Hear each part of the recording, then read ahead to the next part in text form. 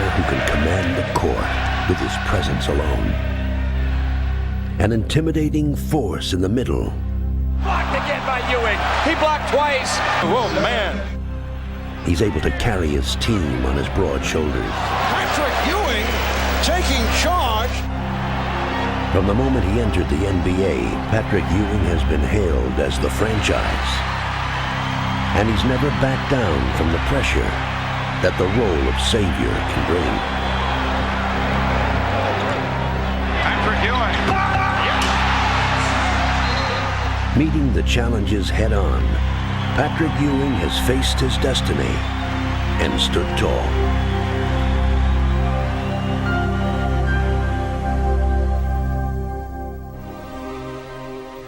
Though Patrick is celebrated as one of the world's premier players, he remains to many somewhat of a mystery. A superstar who is hidden behind his forbidding game face. But beneath his on-court persona lies one of sport's most compelling personal stories. One that can only be made clear when it is told from the beginning. In 1973, first Dorothy and then Carl Ewing left Kingston, Jamaica, and headed for the United States. They settled just outside of Boston in Cambridge, Massachusetts, and on January 11th, 1975, the fifth of their 7 children joined them, young Patrick. You know, you hear about America, you know, think about, you know, come over here, you're gonna make it, you're gonna do this, you know, you dream. But on the other hand, I was also sad because, you know, I love Jamaica, and I was going to leave my grandmother and some of my sisters behind. Though he came to his new home with high hopes, he faced a difficult adjustment. When you're 6'1" in the 7th grade, coming from a country that has a different dialect and language per se, that type of a transition takes time to become adjusted to. But Patrick didn't have to look any further than his own home for guidance. Patrick's mother wanted her family to come to America and live here, so she worked to make it possible. She worked at the Mass General Hospital day and night. So I think the kids, Patrick being one of them, learned that if you want something, you had to work. Following his mother's lead, Patrick attacked his schoolwork with that same determination. When a teacher explained something and he did not understand the answer, he raised his hand and he would say, "Would you repeat that, please?" You would repeat it. If Patrick didn't understand it the second time, he would raise his hand and say, "Would you repeat that, please?" And once Patrick stopped raising his hand, he knew what you were trying to teach him, and you never had to worry about teaching him that again. But while Patrick pursued his academic goals, his destiny pursued him. You know, there's a park across the street from my house, and I was watching these guys playing, and they asked me if I wanted to play. And I said, you know, sure, but I don't know how to play. But they said it was okay because they just needed an extra body, so I played. I liked it. I mean, it was hard, it was rough at first. That's when they really started teasing me because I was so tall and couldn't play that well. I think at first he was somewhat frustrated. But once he started to see a little improvement, he wanted a lot of improvement. At age 14, the now 6'5" Patrick got his first taste of organized basketball with the Cambridge Ringe and Latin High School team. The one thing you knew is that once he stepped through the doors to practice, you were going to get 110% out of him every single day. I mean, he never ever had a bad practice when it came to how hard he worked. By 10th grade, Patrick had grown to almost 7 feet tall, and armed with his hard-earned skills, he now became a dominant player. The numbers went up. 30 points, 40 points, 25, 30 rebounds. The numbers went up. Leading his team to a state championship as a sophomore, Patrick became a local celebrity. But with his fame came jealousy. You used to read in the paper all the time, the kids would say, "Hey, it's not fair, you have Patrick Ewing." Well, they were right. Patrick Ewing was so far and above better than these other players. And there was a lot of animosity in the city because of it. There was a lot of bad feelings. When you're tall and black, you know, you're a target, and you're a pretty big target. Without warning, Patrick found himself the object of vicious taunting. They was holding up signs, Pat, you can't read. It was crazy. Going to some of the gymnasiums and hearing the words that were used, and I hate the word nigger, and it was used at some point. All those things, I think, really hurt Pat. At first, Patrick reacted as most young men would. You know, you got to stand up for your right. You know, once people see you doing that, then they'll leave you alone. But as he saw that the jeers would not go away, he responded with a wisdom beyond his years. What I've watched Patrick do is to adjust to difficult conditions and then face them, which is what good leaders do. I think basketball gave him the opportunity to release a lot of his tension and frustration. So eventually what he did was he took it out on everybody he played against.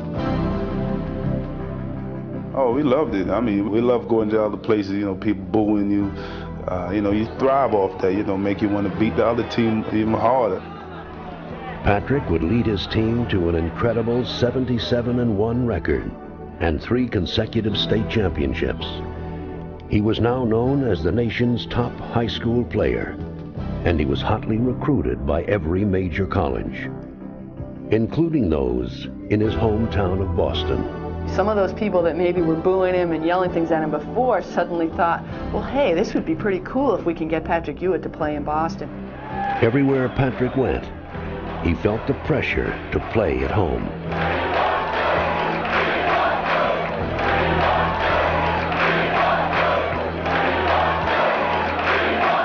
But as usual, Patrick had a firm sense of what he needed to do. You know, I felt that, you know, in order for me to grow as a person, I had to get away from home. After considering all the fact, my decision is to attend Georgetown University. Yeah!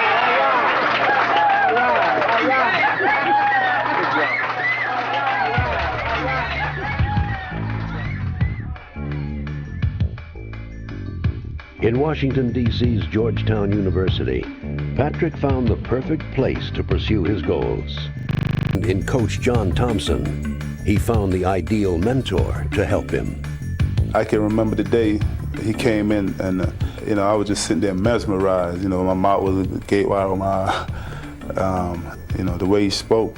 He was a very good speaker, very articulate, and you know, it was a center. A former NBA player, Thompson was the ideal coach for Patrick. He would instantly install him as the centerpiece of his team, and though just a freshman, Patrick eagerly shouldered the burden. Ewing, send it in, Patrick. Blocked by Ewing. Amazing.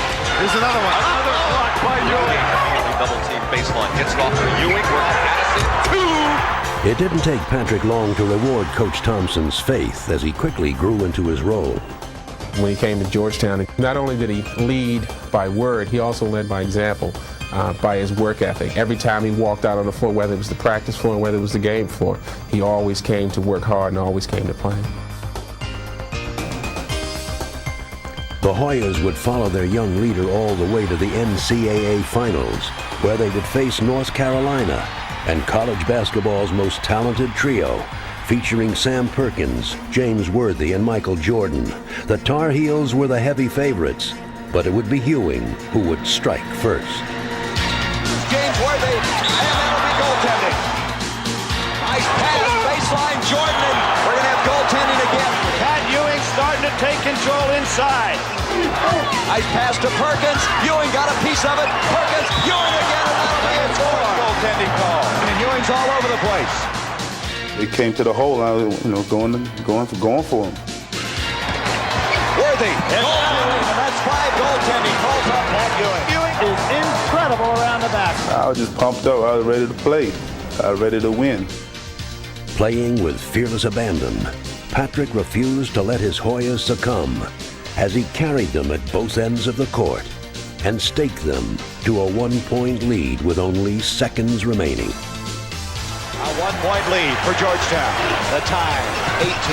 Shot, Jordan, Michael Jordan, 14 seconds.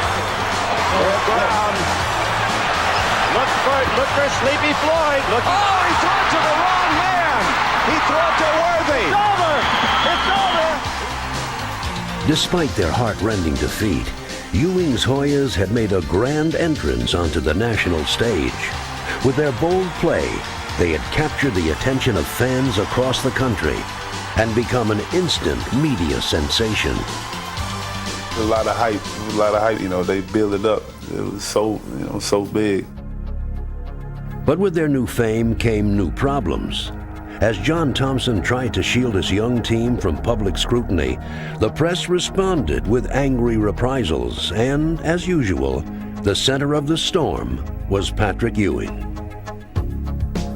They criticized Coach Thompson, they criticized Patrick. They would sometimes say we were physical, we were, you know, the Hoya paranoia. I mean, they said everything. But as he had learned from his days in high school, Patrick reacted by calmly ignoring his critics and focusing steadfastly on his goals. He was not a person who sat there and said, oh, what they wrote about me was wrong, or what they said about me was incorrect. Somebody's got to jump up and explain that to him. You know, Patrick has never been that kind of person. I didn't care what, you know, people on the outside was thinking. You know, just as long as in our family that we were close together, we knew what we had to do. We had to go out and play hard, play good defense, and win ball games. That was it. But the challenges that he faced in his early years at Georgetown would pale in comparison to what he confronted as he prepared for his junior season. Somebody told me Coach Thompson wanted to see me. And I'm like, you know, what's going on? So I went into the office and, you know, he told me to call home. And, you know, the way that he said it and the way that he looked, I knew something was wrong. And I just started crying, you know, tears started coming down my eye. I called home. Then my little sister answered the phone, and, you know, she told me that my mother had passed. And it was real tough for me to lose her, especially lose her, you know, without, you know, it just happened. You know, it was rough. It was rough. You know, I didn't feel like coming back to school. I didn't feel like playing any basketball. Matter of fact, I was going to quit. But my family taught me into, you know, coming back, saying, you know, that she would want me to come back and to get my degree and to continue to play. Because, you know, that she knew that I loved it so much, so I decided to come back. He returned back to school with a lot of burden and never said one blessed word, and fulfilled his obligation in the classroom and played as hard as he possibly could. Patrick would once again deal with adversity by channeling his emotions into his play. Attacking his opponents with renewed ferocity, he helped make his Hoyas into the nation's most intimidating team. Here's Mobile. Oh, another block by Ewing. A message. Look at that block by Ewing, and it's called Georgetown ball. What effort by Ewing. Blocked by Ewing. Guys were scared of him. I mean, around the country, when you get in the paint against Patrick Ewing, it was very intimidating, to be quite honest. Playing with an unquenchable desire, Patrick would again lead his Hoyas into the NCAA finals. But this time, he would refuse to let them lose. Patrick Ewing with a jump show. Here's the block beautiful by Ewing. Oh, did he time that perfectly? Outdueling Akeem Olajuwon and his Houston Cougars, Ewing gave Georgetown its first national championship. Pat Ewing has been absolutely awesome. It's over! It's over! Georgetown, that's the ball game. The national champion. They feel so, you know, good. We worked so hard to get here, you know, we finally won it. It just feels, you know, feels great. For Patrick, the following year would be one of the most eventful of his life. He would win an Olympic gold medal, take his team to the national championship game for an incredible third time in 4 years, and win college basketball's Player of the Year award. But for him, the most important accomplishment was yet to come. fulfilling the dream that he and his parents had cherished. He would graduate. And I remember one time going and talking with his mother. I told her that I felt it was my responsibility to let you know that this young man is capable of making a lot of money if he were to leave Georgetown. And she slammed on the table and said that she wanted him to get a degree and that she wanted him to stay in school. When he went up to get his diploma, there's no doubt in my mind that Dorothy was in heaven looking down upon Patrick, that she enjoyed that moment and walked that walk with him. I had dedicated that day to my mother. I told myself I was going to graduate for her.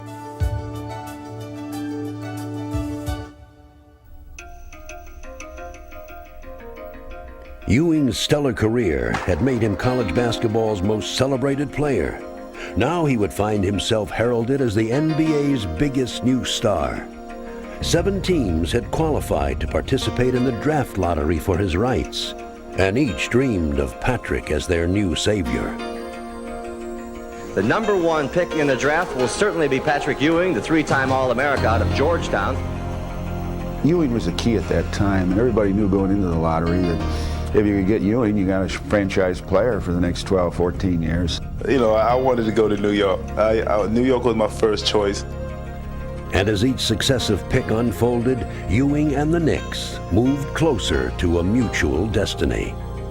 Yeah, I really didn't get nervous until it got down to the last 3. And then all of a sudden, boy, I started sweating. I said, you know, my God, we got a chance.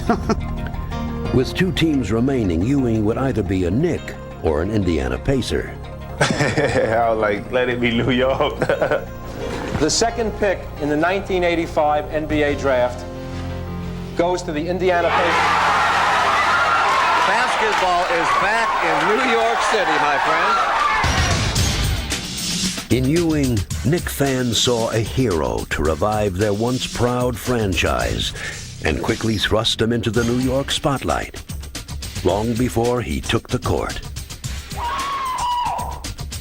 He's going to take us to the championship in New York. They see Patrick Ewing, the star of the Big East, come into New York, and yeah, they expected a championship right away. His much anticipated professional debut was the hottest ticket in town, and it was only fitting that it came against Moses Malone, the league's most dominant center. Third year. Misses, and Ewing says hello to the NBA. Moses just got introduced to Patrick Ewing. Somebody shot the ball, came over his back and got the dunk. You know, that was like, Patrick Ewing era has begun. Then Moses kicked my butt. It was to be the first of many lessons Ewing would be taught that season, as he would find for the first time that he was unable to dominate at will. So it looks like a frustrating evening building here for Patrick. Though he would manage to win Rookie of the Year, talk of a championship in New York had halted, as the Knicks would once again finish in last place. Oh, it was rough. I mean, my rookie year, we won 23 games. I got hurt.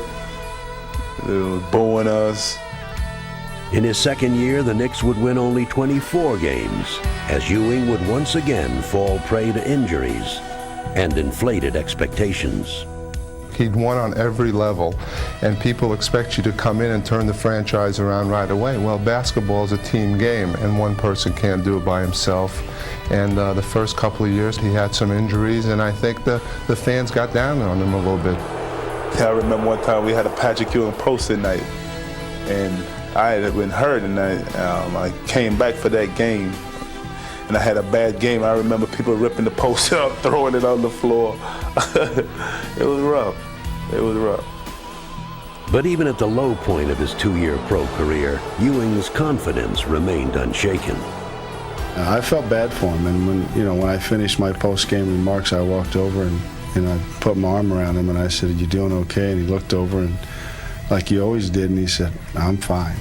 And I walked away from him that night thinking this guy's going to be great. Though Patrick remained hopeful, New York fans bordered on despair.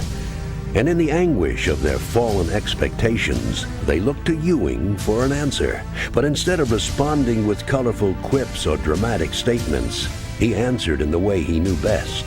with stoic determination.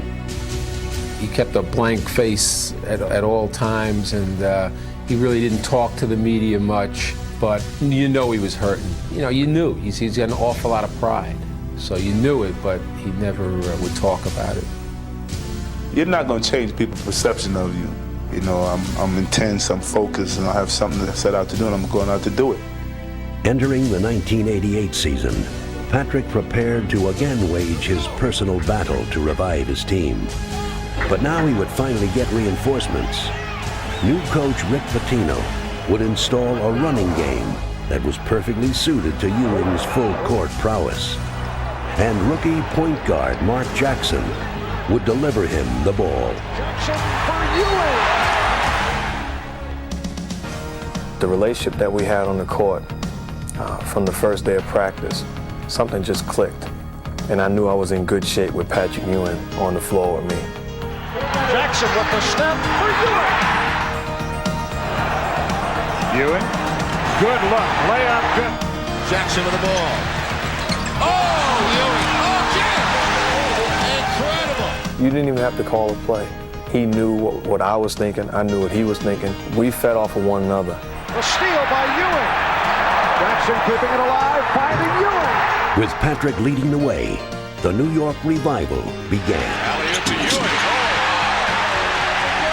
That'll make the Garden war.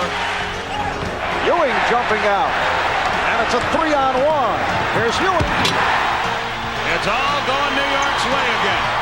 And as the season drew to a close, the emotionally charged Knicks found themselves challenging for a playoff berth. Stefanovic on the move. And it's all over. The Knicks make it to the playoffs for the first time since the 1984 season. I remember Sidney Green diving on me. I'm on the floor. I'm like, get off my leg, trying to hurt me before the playoffs start. Though New York would lose to a veteran Boston Celtic team, Patrick made the most of his playoff debut and was determined that it was only the start of things to come. He knew he was the man, and he knew sooner or later that with the right situation, with the right players around him, it would happen, and the Knicks got the right people around him, and things started rolling again. Building on his postseason performance, Ewing continued to elevate his team and his game. And now Ewing is turning it on. Rebound Ewing. Would you say Ewing's had an effect? He is controlling the game. Ewing, not the shot you want, but he hits it. Patrick Ewing has hit the 40-point plateau. Behind Patrick's inspired play, his Knicks set a new standard for home court dominance. They got the record. 21 straight home victories.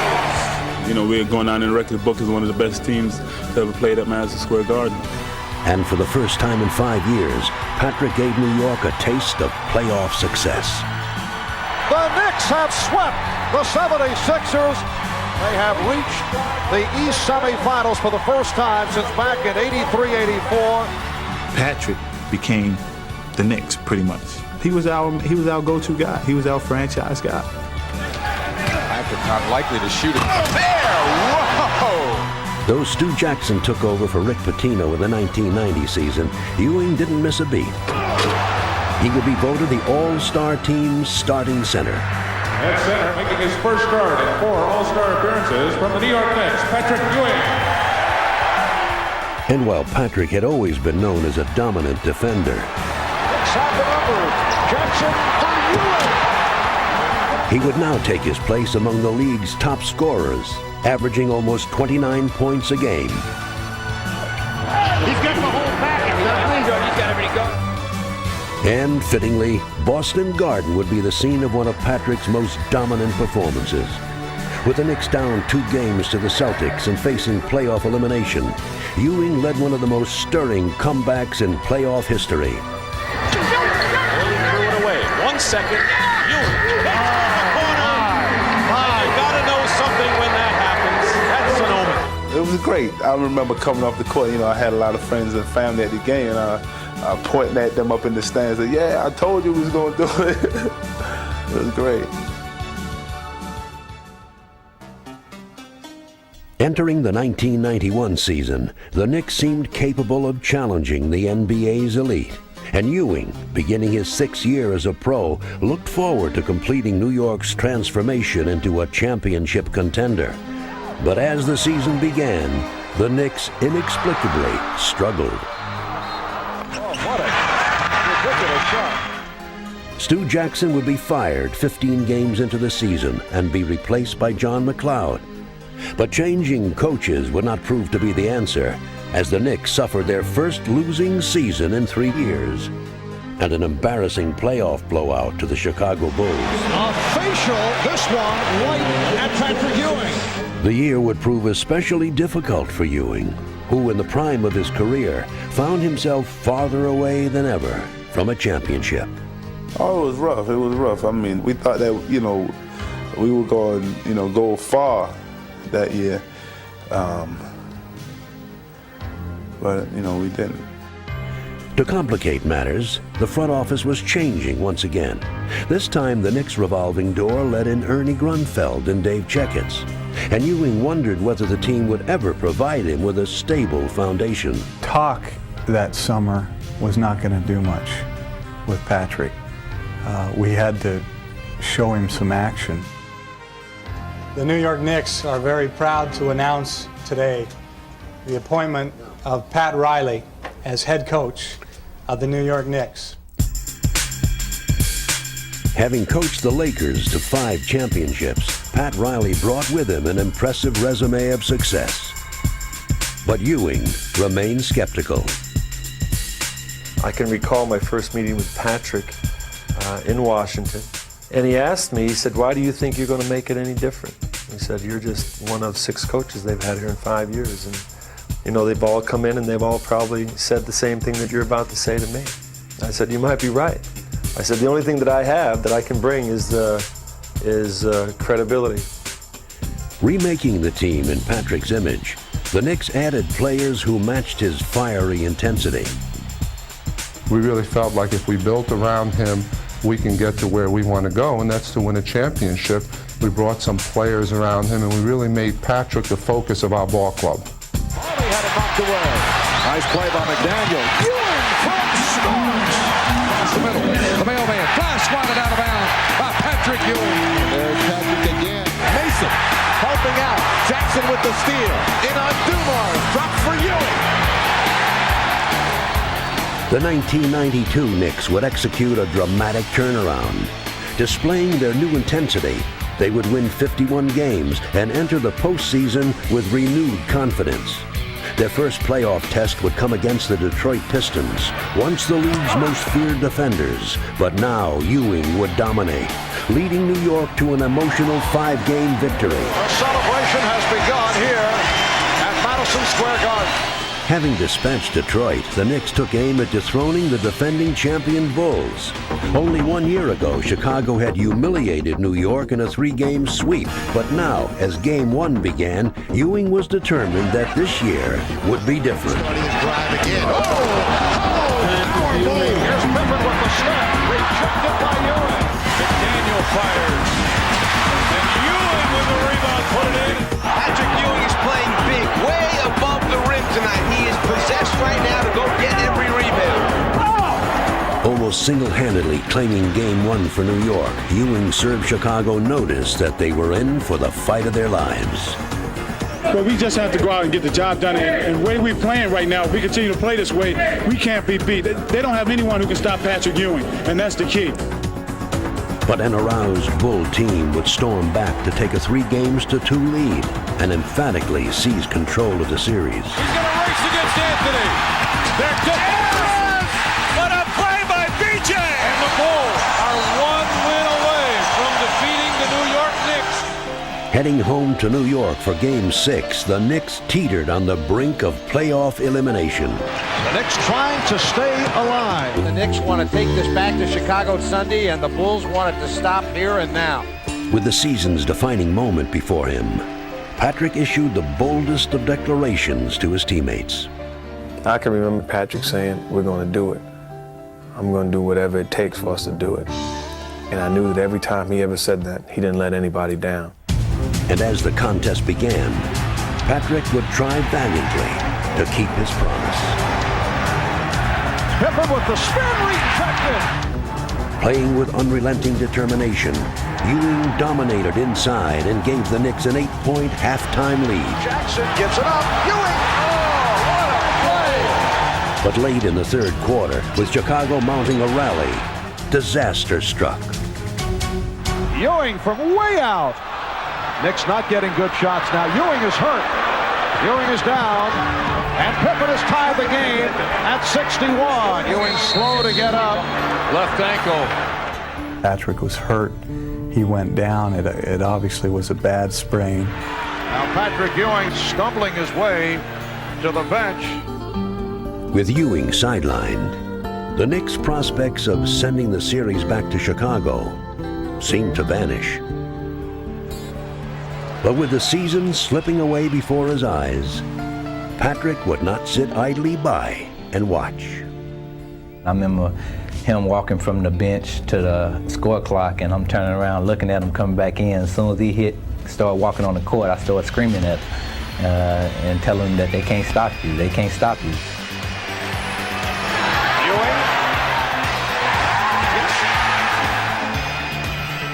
With Patrick leading New York on an inspirational charge, the Knicks would bury Chicago in the fourth quarter. A hobbling Patrick Ewing gives the Knicks an 11-point lead. The spark, the emotion, the fire that he had in that game was just phenomenal. And to know that this guy was hurting, that he was coming out and doing whatever it took to win, it only sparked us. It only lit a fire inside of us. We'll never forget. We are seeing a Willis Reed type performance by Patrick Ewing. Yes, this has reached heroic proportion. That's what I remember about the game is the total effort and heart that he showed in that particular game, in a game that we needed. Limping around and showing his guts and his courage as to what he really is all about. For New York, Ewing's heroics would prove to be the final punctuation to their turnaround season. But for Patrick, the year was far from over.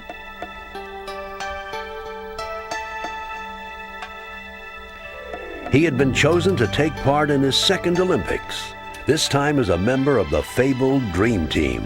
It was an honor that placed him as one of the game's 10 best players and sent him off to Barcelona, where he would gain a unique opportunity to spend time with his superstar peers. With all these stars on the team, if it comes down to the last shot, who's gonna take the shot? Me.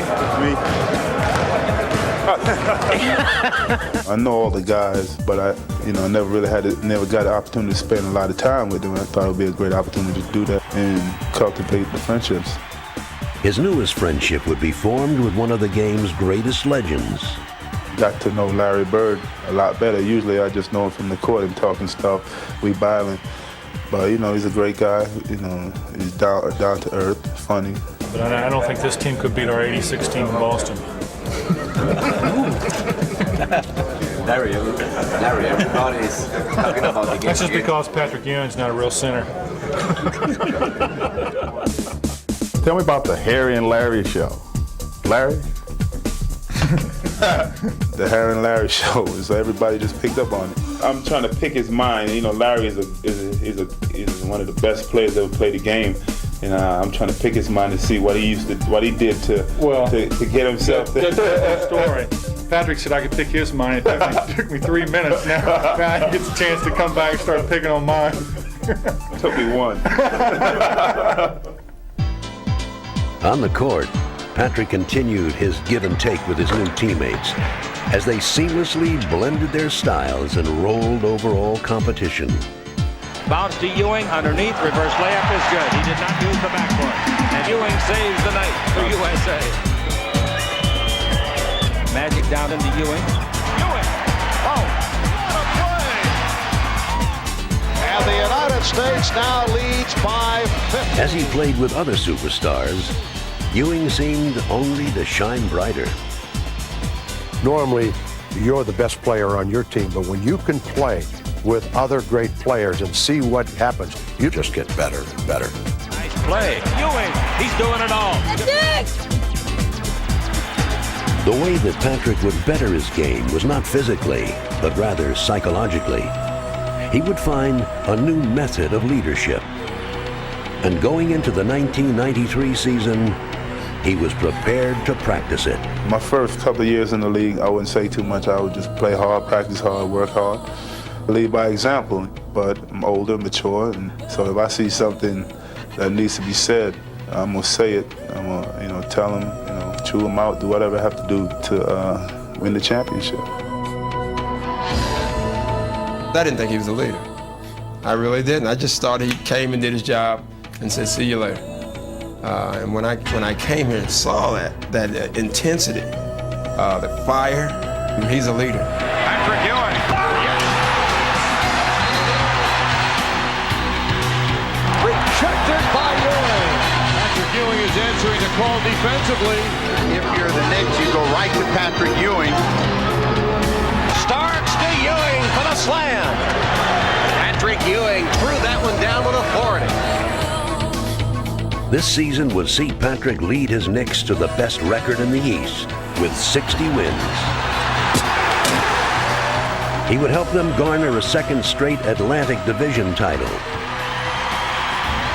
And in the process, he would convince many around the league that he was the NBA's best player.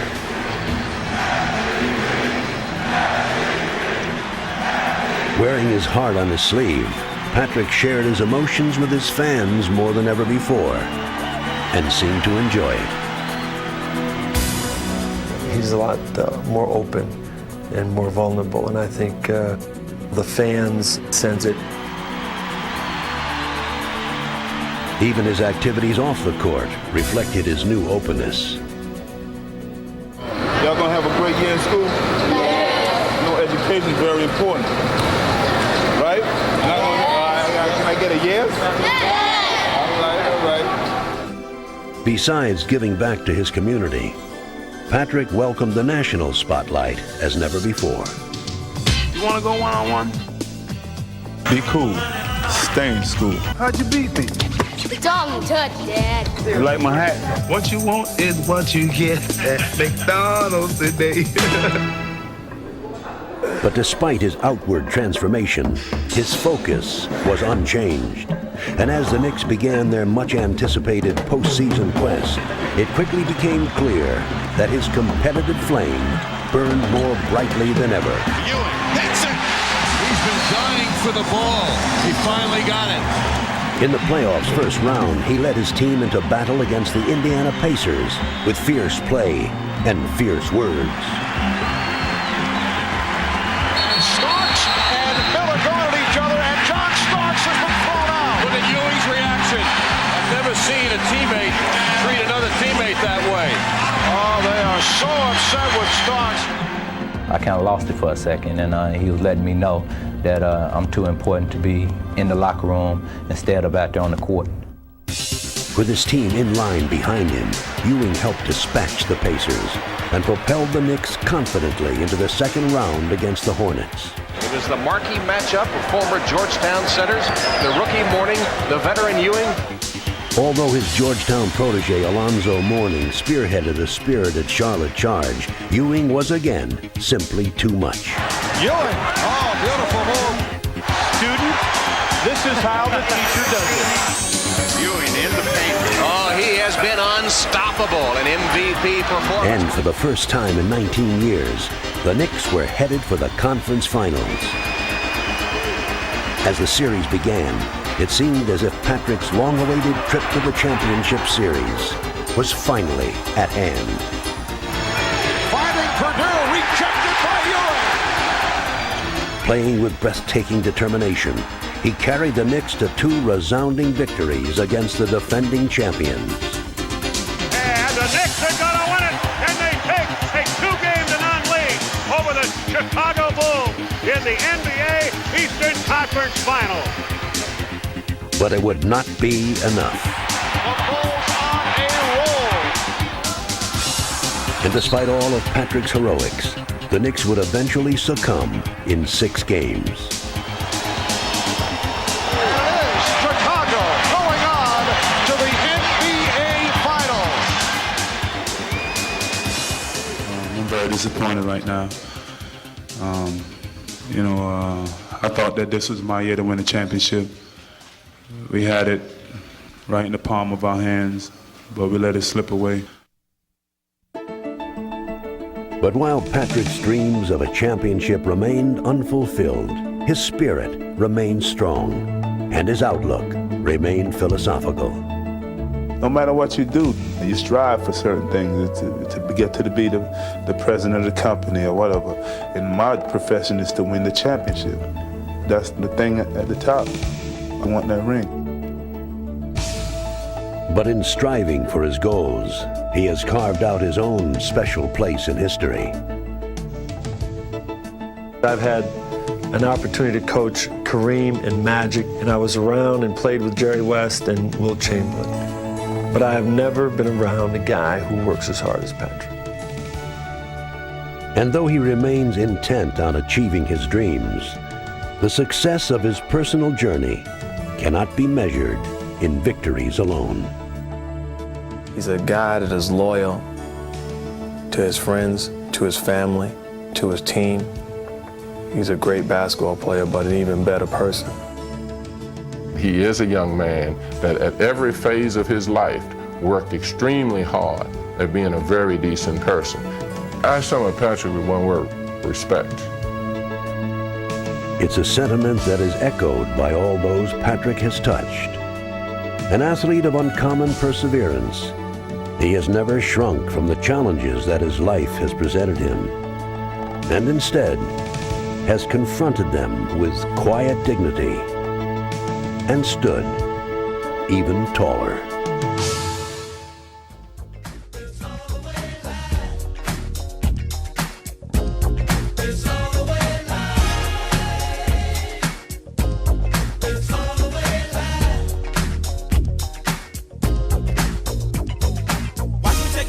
I'm going for the dunk, and I've never been a punk. Make your girl call me Monk. Straight to the hoop, and I know how to shoot. If you want to know the truth, then you better get the scoop.